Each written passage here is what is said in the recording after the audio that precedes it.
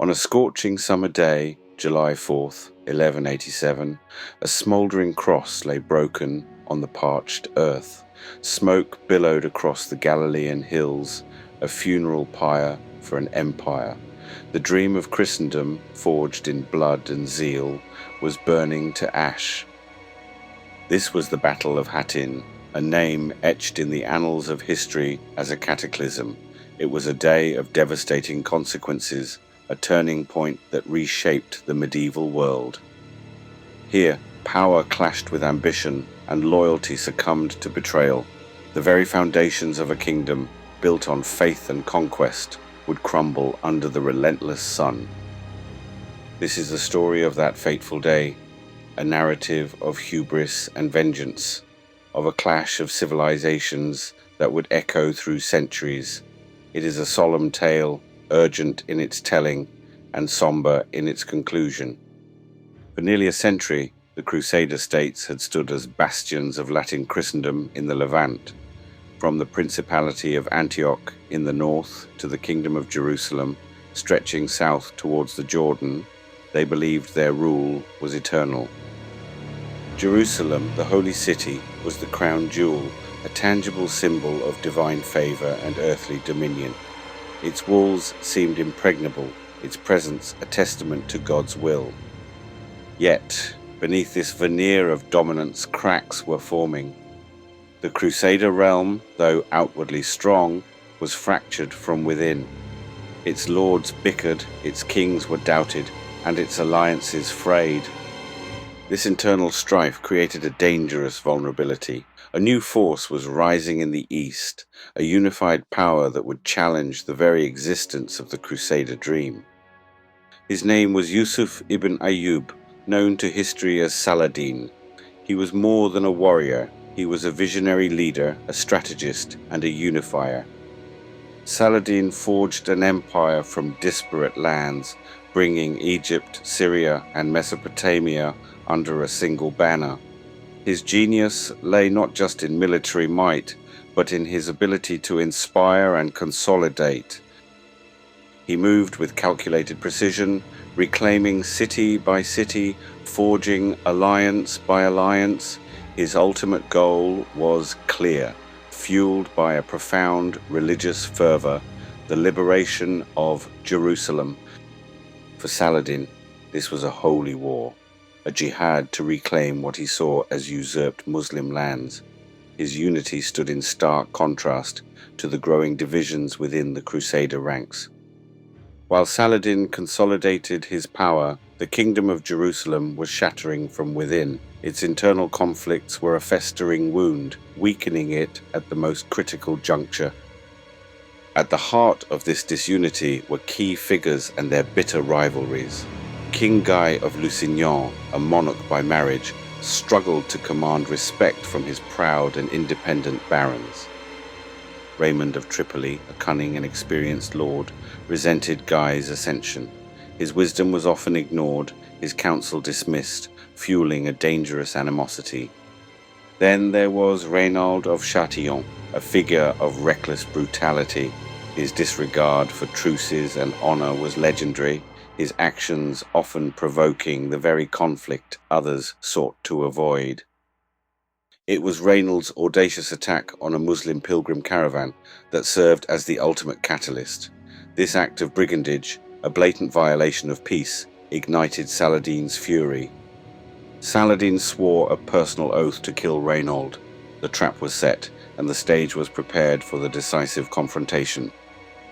The fateful march began on July 3rd, 1187. The largest Crusader host ever assembled, an army of some 16,000 men, including 1,300 knights, set out from Sepphoris. Their destination was Tiberias, besieged by Saladin. The journey was an ordeal of unimaginable suffering. The Galilean sun beat down relentlessly, turning armor into furnaces and parching throats. Water, the most precious commodity, was scarce. Saladin, a master of strategy, had seized the vital water sources. His light cavalry constantly harassed the Crusader flanks, showering them with arrows, denying them rest, and driving them further from relief. The army was hollowed out before the battle even began. Thirst, exhaustion, and constant skirmishes wore down their morale and their strength. Every step was a torment, every breath a struggle. The air itself seemed to thicken with a sense of impending disaster. The Crusaders were marching not towards victory, but into a meticulously prepared inferno. The morning of July 4th dawned on a barren plateau, nestled between two volcanic peaks known as the Horns of Hattin.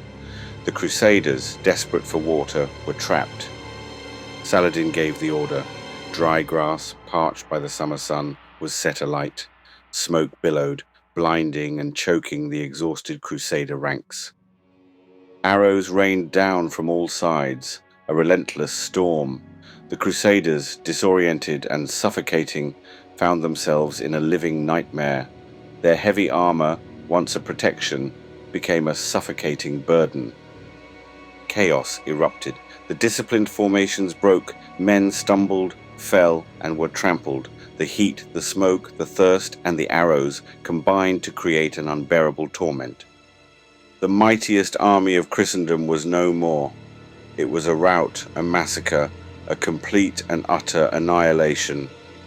The dream of a Crusader kingdom lay shattered on the sun-baked earth. The scale of the defeat was staggering. Out of 16,000 men, only a mere 200 knights managed to escape the carnage. The rest were either slain or captured. Saladin, standing victorious, surveyed the field. He ordered the captured lords brought before him, including the humbled King Guy of Lusignan. In a display of both vengeance and nuanced mercy, Saladin spared the lives of most of the captured nobility. They were valuable hostages, their ransom a strategic asset. But for Renaud of Chatillon, there was no clemency. Saladin, true to his oath, personally executed the man whose recklessness had ignited this devastating war. This act underscored Saladin's complex character, a man capable of ruthless justice yet also of calculated restraint. His victory was absolute, his authority unquestioned. Hattin opened the floodgates. With the Crusader army annihilated, city after city fell to Saladin's forces. Acre, Jaffa, Beirut, and Ascalon all succumbed in rapid succession. The ultimate prize, Jerusalem, now lay exposed. On October 2nd, 1187, after a brief siege, the Holy City opened its gates to Saladin. His entry into Jerusalem was a stark contrast to the brutal sack of 1099, when the first Crusaders had massacred its inhabitants. Saladin showed remarkable restraint. He allowed ransoms, spared lives, and burned no churches. For the Christian inhabitants, it was a moment of profound fear, but also of unexpected clemency. The cross on the dome of the rock was replaced by the crescent. Jerusalem, after 88 years of Latin rule, was once again under Muslim control. The news of Hattin and the fall of Jerusalem sent shockwaves across Europe. Pope Urban III, it is said, died of grief upon hearing the devastating tidings. The call for a new crusade, the Third Crusade, rang out across the continent. Kings, including Richard the Lionheart of England and Philip Augustus of France, prepared for war. Though the Third Crusade would see some Crusader victories and a partial re-establishment of Latin presence along the coast, the balance of power had shifted irrevocably. Hattin was more than a battle, it was a seismic event.